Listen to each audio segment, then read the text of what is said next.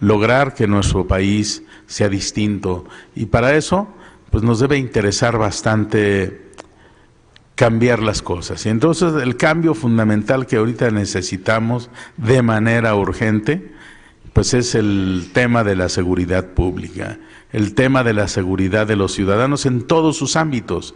La primera, pues la seguridad, porque pues de alguna manera se ha ido descomponiendo a lo largo de los años, a lo largo de estos últimos 50 años y más los últimos 25, ¿sí? Donde hemos visto que se perdieron principios y valores para poder querer seguirlos, el proyecto social de la nación mexicana contenido en la Constitución, ese proyecto maravilloso que permitía que muchas generaciones tuvieran seguridad, en especial, pues fuera incorporándose todo el sector de trabajadores no asalariados, que ahora voy a decir, entre otras cosas, pues son rurales, son industriales, son autoempleados en las calles, son todo tipo de personas que los mismos profesionistas son autoempleados. Entonces, ellos mueven el 80% de la economía del país y necesitamos darle su lugar, darle dignidad. Sin embargo, pareciera que encontramos la inmoralidad en medio de todo esto. La falta de entrega a principios y valores hace que vayamos construyendo una ciudad diferente, un país distinto. Y obviamente hemos visto cómo dentro de ese contexto muchas familias se han incorporado al proceso de la delincuencia organizada.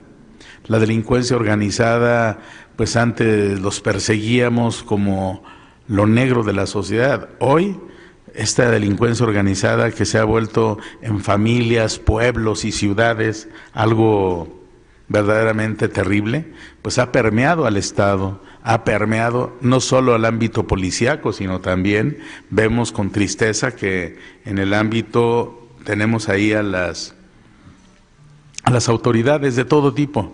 Yo quiero creer que no han llegado al primer nivel, pero los indicios dicen algo diferente. Y ojalá en este nuevo proyecto que se avecina, en la Cuarta Transformación, pues yo espero que Andrés Manuel siga enarbolando lo que hace 18 años fue su bandera, que era pues realmente lo que algún día esbozó Miguel de la Madrid, que era la renovación moral de la sociedad. Y ese proyecto de revolución moral que proponía Andrés Manuel debe hacerse realidad, o de lo contrario no vamos a cambiar las cosas en este país. Debemos de humanizar más esta nación.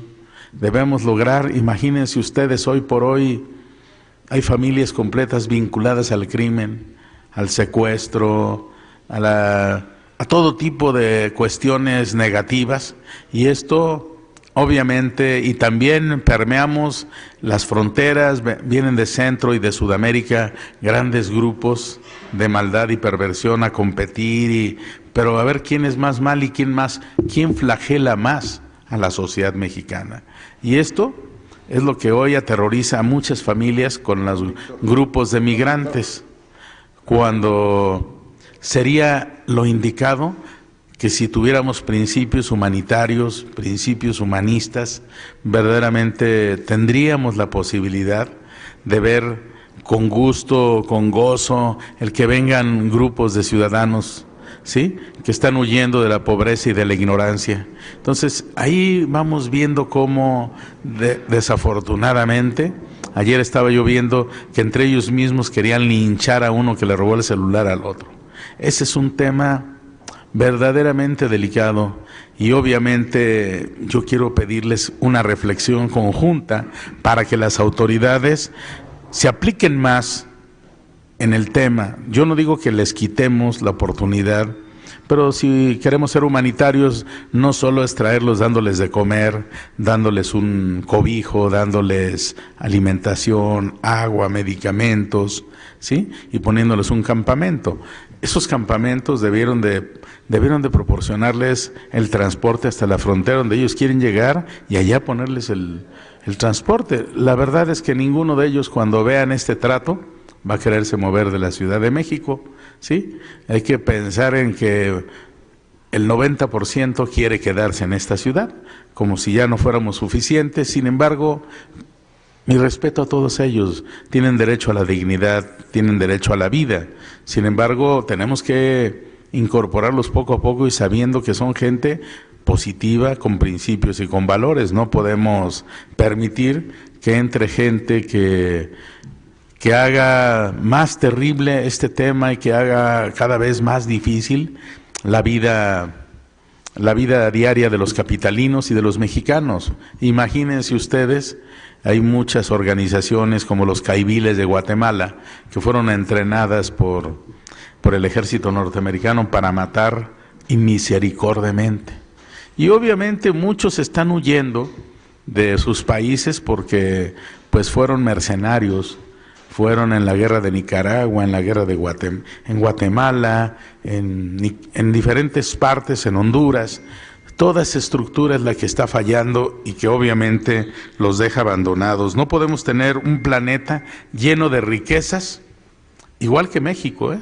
El mundo en sí tiene muchas riquezas y si ustedes analizan las instituciones financieras, tienen billones, trillones y cuatrillones. La ONU tiene cuatrillones de dólares desde que yo tengo memoria, porque si mal no recuerdo, después de la Segunda Guerra Mundial, quedó muchísimo dinero de los bonos Marshall que fueron para reconstruir Europa, que realmente usaron todo el oro que acumuló China durante más de 5,000 años y obviamente lo mandaron para la reconstrucción de Europa. Esto nos arroja indicios de que solo las instituciones financieras y bancarias como el Fondo Monetario Internacional, el Banco Mundial, tienen dinero y eso no es correcto. Por eso cuando algunos dicen vamos a aprovechar las reservas financieras del Banco de México, que son cerca de 350,000 millones de dólares, para propiciar el desarrollo y el bienestar de la nación, pues no están lejos. Sin embargo, déjenme decirles que hay grandes cantidades a las que México tiene derecho. Sin embargo, hombres sin visión de Estado que llegan al poder no tienen posibilidad alguna de razonar las cosas. Quiero decirles que con toda honestidad, voy a ponerles como ejemplo desde la época de Porfirio Díaz y antes, la época juarista, pues había grandes cantidades de dinero depositado en los bancos extranjeros, ¿sí? Éramos el Imperio Mexicano. ¿Por qué? Porque las grandes minas de donde extraían oro los españoles fueron heredadas por el Estado mexicano y esto nos permitió que pues tuviéramos depósitos en Londres, en Filipinas, en Estados Unidos, grandes cantidades. Después, en la reconversión, cuando vino la famosa ley de manos muertas, la ley de amortización de los bienes de la iglesia, pues obviamente nos dimos cuenta cuánto dinero ahí tengo en mi oficina, un par de libros que traen, que a lo mejor valdría la pena un día estudiarlos, porque ahí señalan cuántas riquezas había para desamortizar. Imagínense, más de 500 años la iglesia pues recibiendo el 30% del erario público, ¿sí? Y era erario, hagan de cuenta que en esos siglos pues obviamente no había ninguna preocupación por el desarrollo social, por el bienestar social, por la salud de los mexicanos. Simplemente un pequeño grupo, inclusive unos españoles después mestizos, eran los que administraban y se quedaban con todo. Entonces había tanto dinero que lo único que hacían era iglesias, catedrales. Hay ciudades en Puebla o municipios como Cholula que tienen 365 iglesias de tanto dinero que había. Y pues, en la Ciudad de México, grandes palacios abandonados. En fin, vemos en los centros de Oaxaca palacios maravillosos, porque así fue. Sin embargo, pues los indígenas morían. Desde que fue la conquista, pues ellos, hagan de cuenta que todos los que habitaban en el Valle de México, pues fueron hacinados y enfermados por la gripe de aquella época, en 1530, y murieron, no sé si cientos de miles o millones, porque sería falso, porque los anales dicen que muchos cientos de miles murieron, ¿sí?, enfermos, porque no les daban ningún medicamento, los tenían hacinados, les hicieron reservaciones, igual que le hicieron los ingleses a los indígenas norteamericanos. Ese es un tema de la historia. Pero ese tema de la historia nos indica cuánta riqueza hubo después de estos años. Y pues si mal no recuerdo, por ejemplo, en 1895, que consolidaron el Banco Central de México, no recuerdo si se llamaba Banco Nacional de México, así se llamaba. Obviamente, pues nosotros tenemos ahí, tomamos nota y hemos ido investigando a lo largo de los años, cómo por ejemplo se fundó en un decreto gubernamental de Porfirio Díaz, donde depositó dinero en Inglaterra y en Estados Unidos en 4 o 5 bancos, que hoy una de los cientos de cuentas que tienen 600,000, 680,000, otra tiene 800,000 millones de dólares. Y obviamente anotaron ahí como propietarios de la tierra a un pueblo indígena del norte, los Pápagos del norte de Sonora, como los propietarios de todo el territorio nacional. Así los anotaron. Obviamente dijeron, bueno, un pueblo que podamos exterminar fácilmente, y no se han extinguido. Ahí viven en el norte de Sonora. ¿Cómo se llama el pueblo donde tu papá era notario? San Luis Río Colorado. Por ahí, en la zona de San Luis, Colorado, ahí viven en esas inmediaciones estos indígenas Pápagos, ¿no? Tenemos los Cucapás. Bueno. Los Cucapás que están entre Sonora, Arizona y pues... Exacto, ellos eran una especie de... Las fronteras históricamente no existían como tales. Ustedes saben cómo nos fueron segregando territorio. Sin embargo, y esas cuestiones también, si alguien un día nos ponemos a revisar, pues, con toda honestidad, los tratados de Guadalupe, Ocampo y todos estos, vemos con toda sinceridad que nunca nos pagaron el territorio, que legalmente podríamos ir a remandarles. Sin embargo, al gobierno norteamericano le vamos a quitar un peso el día que tengamos un ejército más poderoso que el de ellos. Y ellos anualmente, nada más en reponer armamento, gastan 800,000 millones de dólares al año. Entonces, lo veo muy difícil que vayamos a hacer un ejército. Creo que tenemos que crecer culturalmente en principios y en valores. Amar a nuestra tierra, amar nuestra cultura, amarnos a nosotros mismos y no autodestruirnos.